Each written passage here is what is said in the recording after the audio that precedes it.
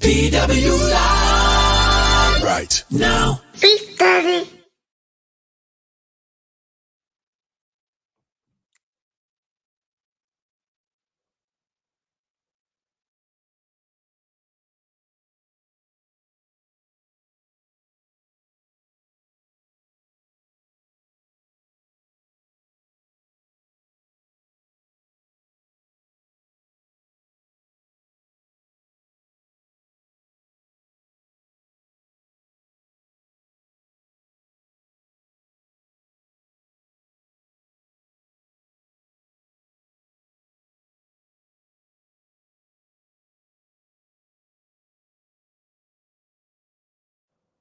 Okay, test two, two, two. Good morning. There we go. Good morning, church. As the old saint said, this is the day that the Lord has made. We shall rejoice and be glad in it. I don't care what city you from. Don't hate on us right now. It's been a long time since we've been here. Everybody throw it in the comments. Go Lions. I think today we should just walk outside and roar. I do. Go. It is Monday morning. Everybody watching, I want you to jump on and speak to me. I'm going to speak to you. Yeah, go Lions. So it's Monday morning. And last week we did 30 minutes or so, and it was so powerful. We just enjoyed it so much. I actually enjoyed tapping into a level that I'm going to be honest, it kind of makes me uncomfortable sometimes, that whole consistency thing. Sometimes I just stop because I'm not led to keep going. But last week we kept going, and it was so fruitful. I'm so grateful for your fellowship and all of you that are watching that just kind of tune in the morning. And I want everybody to write this down so you can kind of get this in your heart, okay?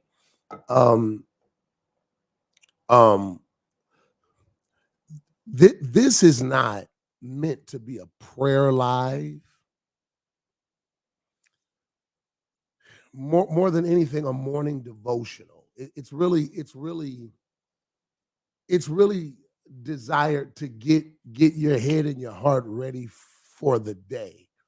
I don't do like the prayer live thing. I don't knock people that do that, but I just thought it's supposed to be in the closet. I thought the objective was that you pray in private. So I don't, the disciples came to Jesus and said, Lord, teach us how to pray. Okay. So good morning, Kevin. Good morning, Diamond. Good morning, Tanya. Good morning, Wanda. Okay. So I want you to be clear on what to get in. I don't own not one prayer shawl. So I don't think none of my lives will like come with accessories or nothing. So like you can kind of listen and get dressed for work. Listen and, grab Matthew 16. We're there. Listen and get dressed for work. Listen and make breakfast. So, in the morning, it's a devotional. Look at that. Go Lions. Come on. Okay. Andriana, good morning. Okay, LaShawn. What up, LaShawn? Okay, so grab Matthew 16. Because really the last couple of weeks I've been taking on Matthew 16. By now you kind of know. What's up, Melanie? You know by now that I don't teach series sermons anymore. Like I don't teach series now more than anything. I hear whatever the Lord's saying or speaking to me for a season, and I just kind of stay there. So like if you're a pastor and you're like watching and you're trying to figure out like how to find your rhythm, I don't try to preach the whole Bible in 1 year. Okay, everybody throw this in the comments. What's the rush? Stop rushing through everything to prove you did it. When you rush through, you miss the reason you went through it. See, everything is, you can't do everything to get it over with. Yeah, so like, no. Ain't no point in me trying to read the whole Bible in 1 year. Take your time. Okay? Take your time. Sometimes when you study the Bible, you will be arrested by one verse. Sometimes one verse, if you really meditate on that thing, you can, man, and don't underestimate what you hear, what you sense, what you feel. If right now this scripture is giving it to you, man, and doing it for you, dig into it. Okay? Dig into it. Meditate on the word of God. So I don't preach. A lot of pastors I used to do that. I don't do it anymore. I don't preach a different text every week anymore. Because what I've realized is by the time I moved on to the next one, they ain't finished the last one. Good morning, Sean. Okay. So everybody throw it in the comments. Let it sink in. Whatever you're doing, stop living life with this anxiety syndrome. You running away from what you're running into. You're so busy trying to get it over with. And that's where I am. I'm in school now. And a lot of people say, man, when you gonna be done, Welton? I said, when I'm done.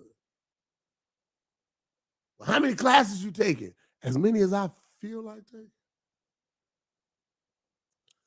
So then, I was in a class, and one of the teachers kind of had gone over, like went to every student and kind of tell us why you're here, tell us what you expect. And, everybody was like, I'm here, I'm trying to get it done and get through here and get out of here and get the prize. And then the teacher got to me and said, yeah, Welton, what's your, when are you trying to be finished? I told him, I said, Doc, you know what I done learned?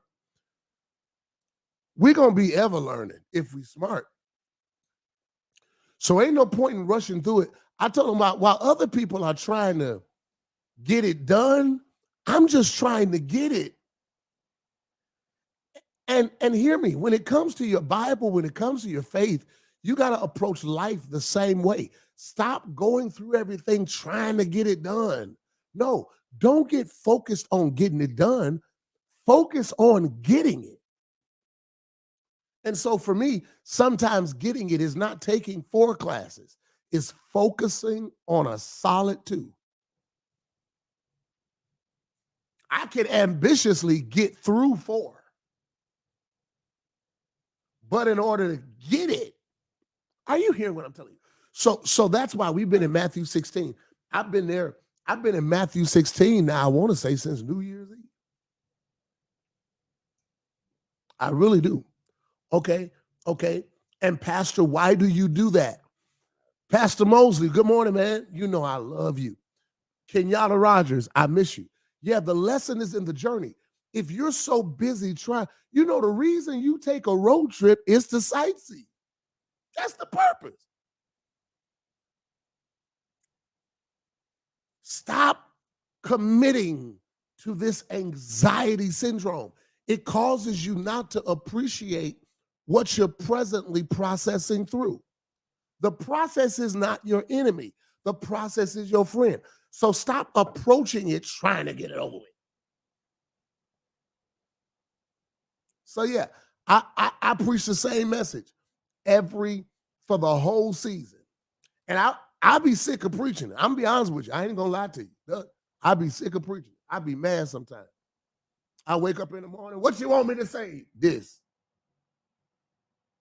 No, really. I hope he let me off for the Super Bowl, though. I want to preach hard for the Super Bowl. The Lions is roaring. No, that's what I want to do for the Super Bowl. People don't understand. Okay. I need everybody to write this in the comments, and I need you to hold on to this. And the moment you accept this, the easier and the lighter your life will be. Okay? I need you to write this down. My tongue belongs to God.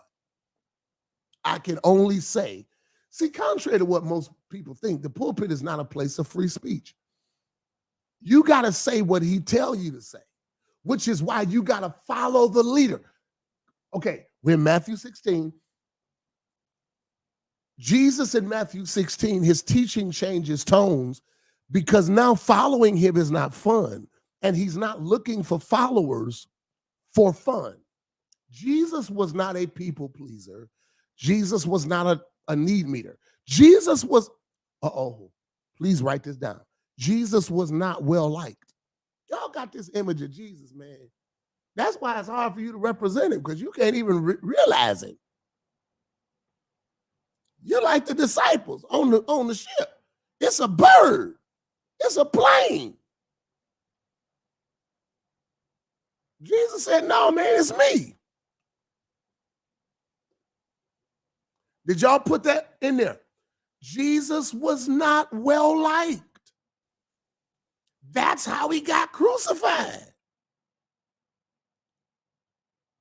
The crowds following him were torn concerning him.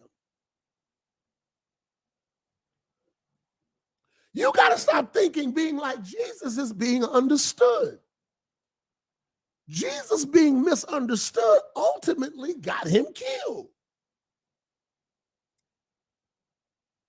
Which is why Jesus in Matthew 17 give the disciples a different mandate. I know I got a lot of people against me, but I'm at a different chapter in my life where I don't have a problem with people being against me. I just have a problem being with people being against me that keep walking with me. Y'all don't like what I'm. It took courage to follow Jesus because he was not well liked. And see, this week, I'm going to focus on the relationship, and I want you to write this down. Matter of fact, put it in the comments, and then I'm going to see if you're able to do it, because I'm going to give you an instruction. Put it in the comments, leader and follower. Now, I know in 2024 that was a cuss word, because somebody done told you can't nobody check you. And that's why your life look like that. You look just as unchecked. Your purpose got pimples. You look like ain't nobody treated you lately. It's too early, Peter. It's too early. This is why we have to repair the relationship between the leader and the follower, because in order for you to get anywhere worth going, you're going to have to trust an instruction to get there. We got to do this because we're in this space where we're trying to move forward, but the leaders are mad at the followers and the followers are mad at the leaders. And we have to face it to fix it. And again, it's not just in church. You go into work and you don't even like your supervisor. They can't tell me nothing. They be getting to work later than me. Which is why Jesus says in Matthew 17, I know I got enemies, but I can't fight my enemies and my circle. He says, number one, at this chapter, to walk with me, you got to deny yourself. It's not about you. Stop looking for attention. It's not about you. Tonight is FTO at 7:30, and I wouldn't miss it if I was you. I wouldn't even miss it. Okay, because tonight I'm going to talk about manipulating membership. Manipulating membership. I'm going to talk about it. Because don't get me wrong. On last week I talked about this world of distrust, and I want to bring us back to this. I want to bring us back to this distrust thing, because you're holding on to the fact that you don't trust anybody and what they did and how they let you down and this, that, and the next. So the question becomes, so PW, are you saying that I'm wrong for not trusting the leader? What if the leader did something that let me down? What if the leader fell short and I can't trust him? And am I wrong for not trusting him or her? No, you're not wrong for not trusting someone who lets you down. You're wrong for staying with someone you don't trust. What makes you wrong is not that you have trust issues. What makes you wrong is now you're trying to weaponize disappointment as an excuse for you living out of order. So we gotta face this relationship between leaders and followers. We got to face this relationship between the pastor and the people, the pastor and the staff, the CEO and the staff. We've got to repair it, because if we keep killing each other, okay, everybody throw this in the comments. The blueprint doesn't change. We are built to be laborers together with God. But what I found out is that we don't have a problem laboring with God. We just don't have the patience to labor with one another. But you definitely expect everyone to labor with you. The blueprint don't change, Kenyatta. We are made to follow instruction. We're made to walk together. We're made to follow order. Y'all laugh when I tell you. That's why women get turned on when a man tell her what to do. Because it speaks to a part of her she didn't know she needed. You were made to follow instructions. You were made to follow leadership. But the manipulation of today's moment is now nobody's instruction is worth you following.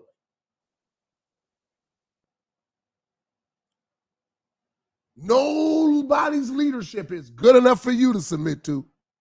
You don't even read the Bible. You don't even pray. See, tonight I'm going to talk about manipulating membership.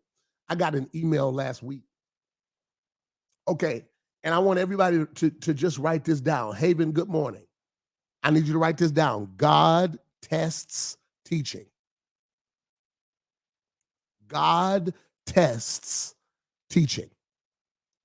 That's why I teach whatever I hear, because whatever he's saying to me, he's going to show us while he's saying it. Every time. It never fails.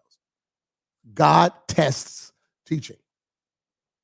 Tonight at 7:30, I'm going live for FTO, and I'm going to sound off on FTO. I'm telling you now, FTO ain't church. Ooh, I'm going to make you mad and glad in the same hour. I'm going to make you repent and rethink in the same hour. Oh, yeah. And tonight I'm going to talk about, why are you here? So I had a member that last week, she didn't care for the way I taught. She said, I didn't like the way you said stuff. And so I didn't like what you said. So I'm leaving the church. I said, okay.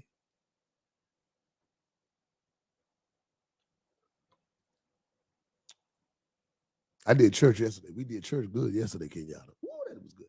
But as of tonight, she said, I'm leaving the church. I said, okay. Then she sent me another message. You just don't know. I've been there for this amount of time. And I replied and said, oh, okay.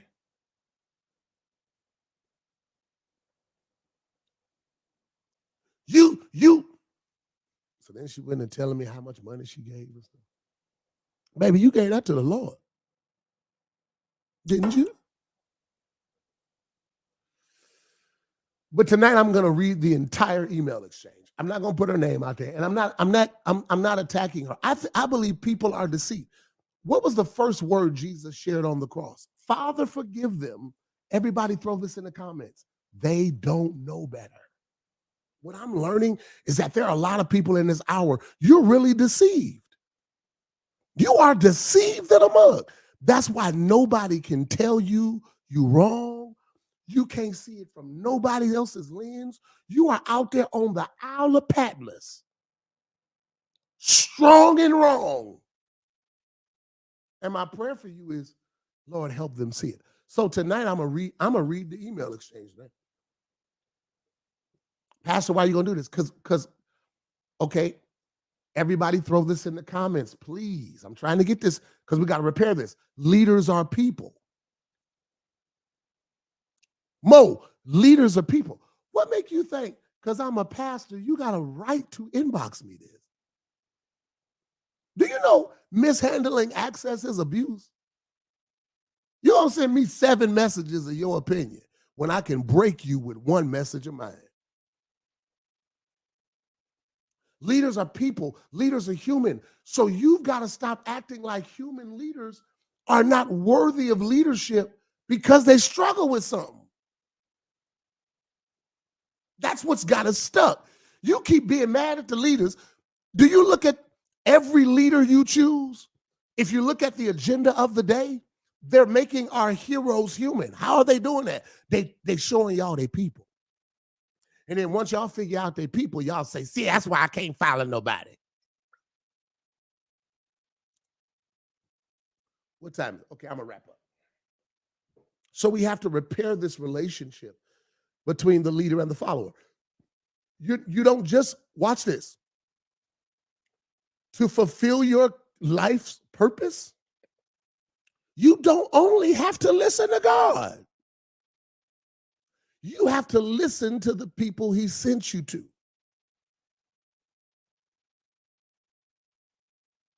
And if, I told the young lady, she said, you act like you don't want us at your church. No. That's not what I said. I've been doing this for 18 years. I done had all y'all join New Life. I don't care nothing about you joining. It don't move me that you decided this week to come to church. Until you know you've been called. Y'all ain't saying. See, your problem is you keep trying to rescue people that don't yet realize they're in trouble.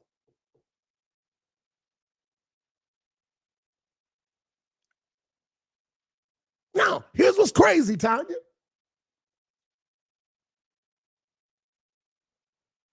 Well, if you were sent, submit.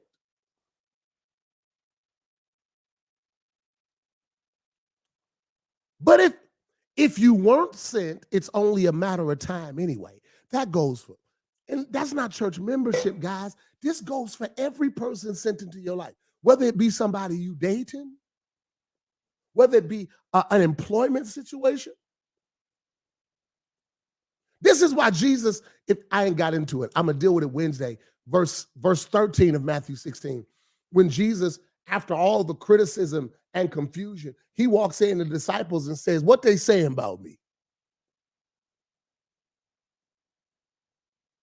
There go Peter running that mouth. I'm telling y'all, the toughest one and the loudest one is the weakest one. Trust me.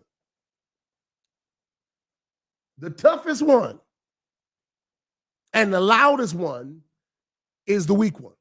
Well, what make Peter weak if he's strong? That his strength is all he got. That's what makes him weak. What makes him weak is you still think you can fight your way through life. That's weak than a mug. Peter still think punches make progress. Peter still think make people scared of you. That'll. Jesus looks at Peter, since you spoke first. I'm telling you, watch them people that talk first. Most of the time, the one talk first lying. That's why I be having people talk about me, boy. They be talking about me because they think I'm gonna talk next. Them ones that talk first, them talk first Simons, boy. Them Simons talk. And Jesus, Bishop Middleton, you gotta realize, y'all gotta stop thinking Jesus was like, had an open door policy. He didn't. He's saying, don't walk with me if you're not clear on who I am. Hold on, he walked up to Peter and said, who they out there saying I am? There go Peter. Man, they say, you know what? See, because watch this. I'm gonna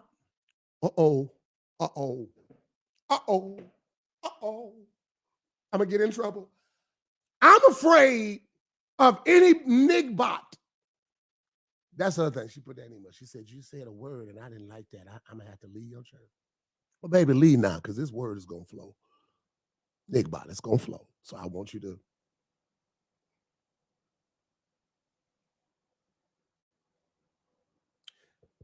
Some jump up and say, well, you know, some say this. See, I'm scared of anybody that call themselves walking with me, but then hearing what all my enemies got to say about me.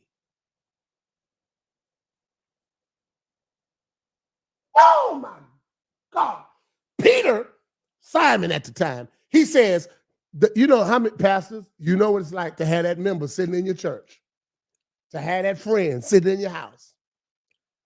That's going to tell you, well, you know, I ain't being messy, but they said you a lie. That's what Simon said.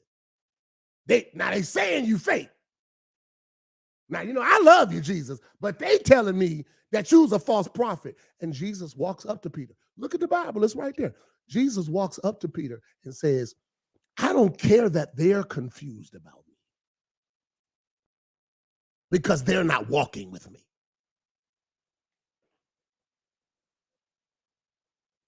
He said, forget them. They not walking with me.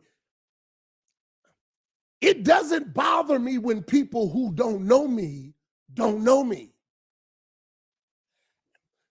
You will always have to explain your heart to people who don't know you.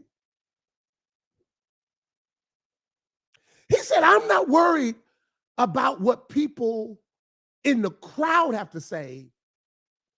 They can be confused about me because they're not walking with me.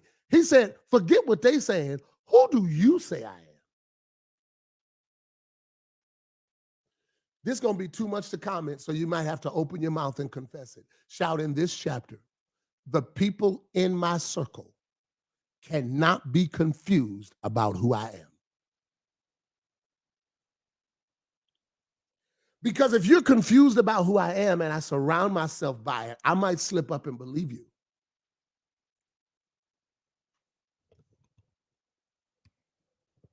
If you're confused about who I am, I might forget because we're friends. Think about it, David and Jonathan. Jonathan was there to remind David that he was called. I don't have time. See, Reese is in my on my side. I ain't got time to go back and forth with Reese about, do I love you? Because there are going to be days that my love is going to be correction. My love is going to be rebuke. My love is going to be encouragement. My love is going to be support. But it's important that you are clear that my heart loves you. So whatever version of that love you experience right now, it doesn't confuse you about the heart. Oh, no. I need you to know you were sent before you show up. I need you to know you were sent before you sign up, because there are going to be some days you're confused about me. It's going to be days in your humanity. The leader going to say something you don't like, you don't understand, you ain't feeling. So how do I trust the leader when I don't understand? I don't trust him personally because our connection ain't personal. I'm going to read it tonight. This woman put in the, Pastor Nephew, you ain't no honor man. God sent you to be a member of this church. Not no auntie. But you want to be an auntie because you want your pastor to be your nephew, because you want to be closer than you can. And your conviction reveals you don't have the capacity for the assignment that you had the potential to be a part of. Oh, I love her. I'm praying for you so that when your eyes are open, you repent and return. Does this make sense? Jesus says, I ain't got time. Hey, look at me. You do not have to you don't have to sustain relationships that still don't know who you are. I tell people all the time, Valerie right there. Valerie, you got to know I love you before I rebuke you, so that you can't act like because I rebuke you, you don't think I love you. Because if you don't know you've been sent first, you will weaponize what you don't understand. Man, he disrespected me. You ain't never had a job. So any instruction for you is disrespectful. Disrespected you, Pastor Bailey. I just told you to be on time. So we have to repair this relationship between leader and people because now we're at a place where the agenda of the enemy is to humanize our heroes, to make sure you know that your leaders are people. Because here's the thing, once you know they're people, you no longer believe they're fit to lead. Okay, all right, let me get this to you and I'm gonna let you go. All right, because I gotta fix this. And I'm gonna deal with this all week.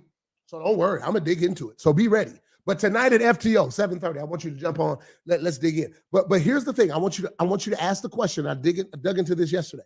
Who changed? You know, all of a sudden now, when you hear a leader that messed up, you're like, I can't follow that. I can't be a part of that. I got to go.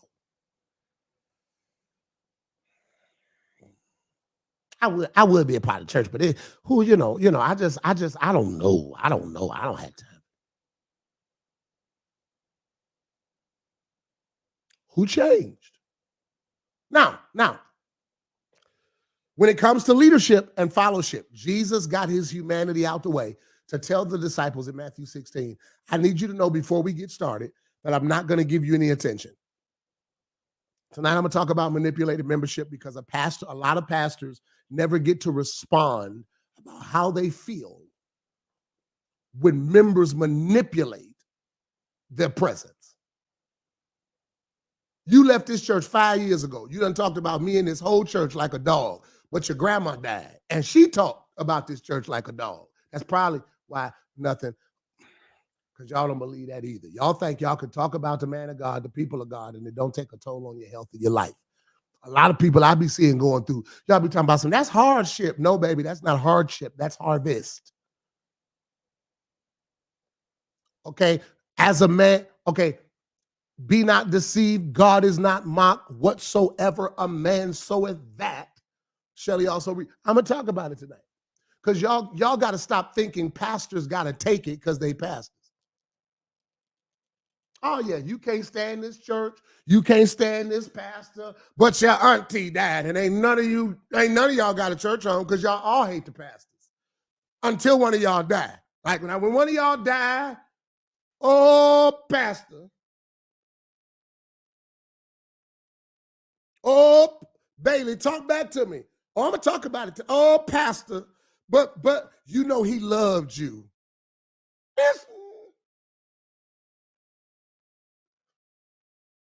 Tonight we're going to talk about that. Pastors are people. We're going to talk about manipulative membership, which is why Jesus told him in chapter 16, I'm not giving you attention. If you don't know you were sent, don't come. No, Sarkeisha, I know what it is. They can't stand that church. Well, I hate Pastor Welton, but then these lights is cut off. Can I join the ministry? Can I join the ministry? Can I serve the Lord for a minute? And the day I signed up to serve, I walked in with a letter that I gave to the administrator. Get this to pastor. Let him know I'm here, though. Let him know I'm here. It's been a while, but let him know I am here. I am here. Give him this. Manipulative membership, which is why Jesus put the standards in place. Because standards expose manipulators. They'll never rise up to it. It's that simple. You want to know what people made of? Put some boundaries in place. When you put boundaries in place, not only is it going to show you what people are made of, but their response to them is going to show you what they think you made of. Oh, Bailey, man. We got to talk about it. Because, see, some of you manipulate your membership. You ain't there to police the pastor. Humble yourself and sit down. If you're talking at the same time as the teacher, you missed the lesson. Well, he ain't the teacher. He's human. Well, wait a minute. Who changed? Uh-oh. Put that up, Darlene. What you say? Darlene said, I've heard that other side of you that you talk about when correction was going forth and knew it was love. It caused me to do self-inspection. To whom he loved, he chastened. You people only correct what they care about. Do you understand? 80% of Jesus walked with the disciples was correction. Oh, Bishop Middleton, I'm going to deal with those controlling spirits. Hey, but look, whenever you encounter a controlling spirit, turn the lens from their words to their life. Oh, look at how that controlling spirit has affected their marriage and their friendships. And let's look at how many churches they've been a part of. Ah! Who changed? Because now if a leader messes up, they can't follow it. Here's a question. What should a leader do when they mess up? Because you're not gonna forgive them. We know forgiveness ain't to you. You don't forgive nobody. So when you mess up, of course, you got grace. But when a leader messes up, what should we do? They should resign. Like quit. So like you'll feel better, right? Yeah, quit, because we told him to. I wonder if every time you messed up, God made you quit. The question we got to ask about leadership and fellowship as it relates to humanity, and I want everybody to throw this in the comments, and I'm gonna let you go. My time is up. I'm done. If you want to sow into today's teaching, it's on the screen. I don't do this to raise money. I literally do not do anything to raise money. I don't. That's why I don't need it. God don't make me chase money. So if you're led to sow, hey, look, on this live, know that sowing is according to your faith. I don't raise money. I don't even waste time doing that anymore. But if you want to do that, the information is right there running across the screen. Okay, so what changed? I want everybody to throw this in the comments so we can dig into this. God always chose struggles. Okay, let me see this. Leaders can't always defend themselves, but they look for the same grace and mercy offered to their members. I don't even know that we look for the same grace offered to our members. I don't know if grace comes in packages, where it's like a package for the pew and a package for the pulpit. I just think we need to realize judgment belongs to God. And God gives grace even if it wasn't member approved.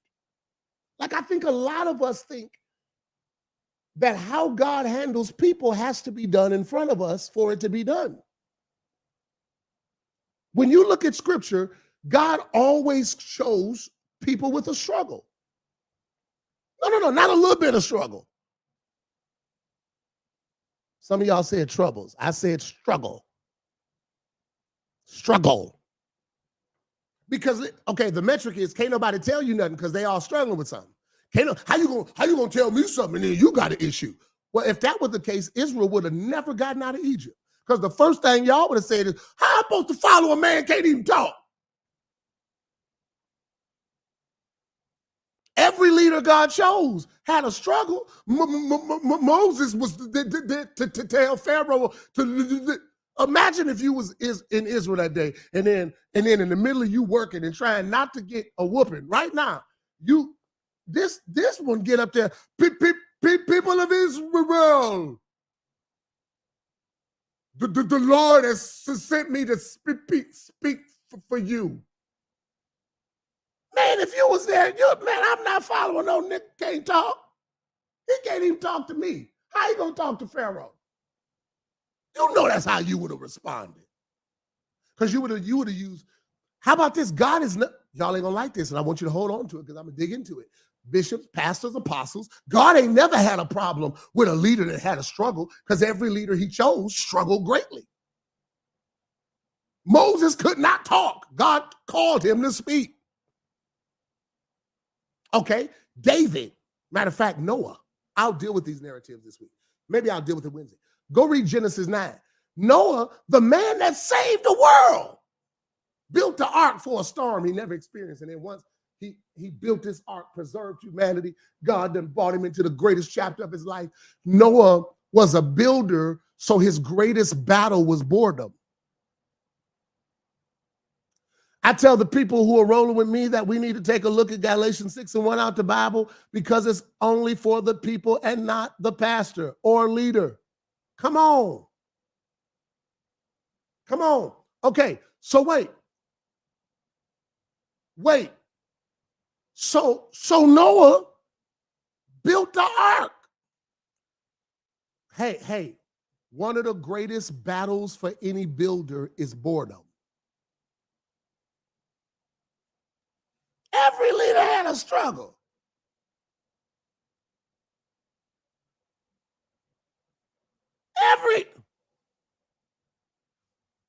A builder's greatest time of warfare is when he ain't got nothing to do. When you're a builder, the enemy start manipulating you when you're bored. So the moment that Noah didn't have nothing to do, the Bible says in Genesis 9, he started drinking and got drunk again. What? God used an alcoholic? Yes, God used an alcoholic to save the world.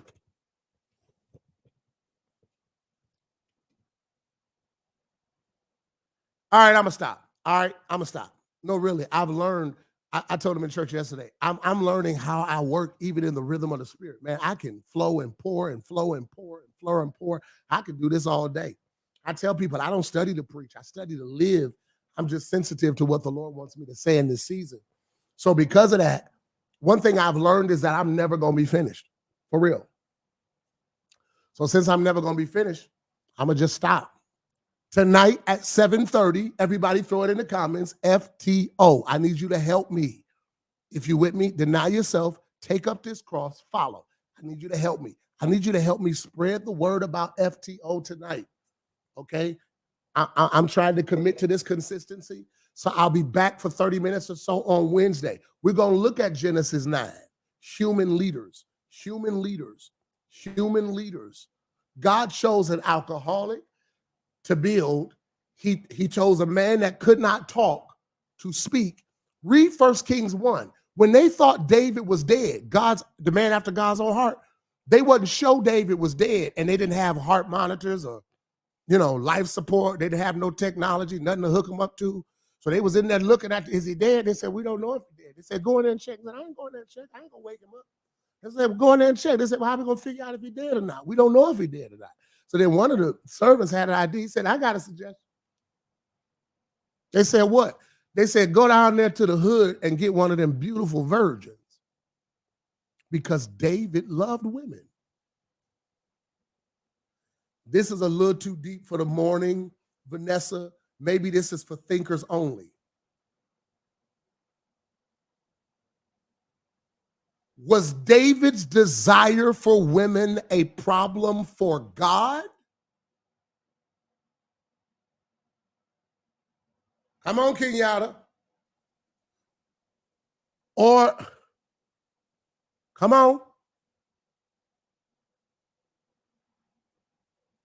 People ignore Galatians 6:1 because they're too busy wanting to be God, judging others. Man, see, because when I expose what's wrong with you, it kind of, we feel like that kind of, highlights what's right about me. No. It just proves you needed to expose me.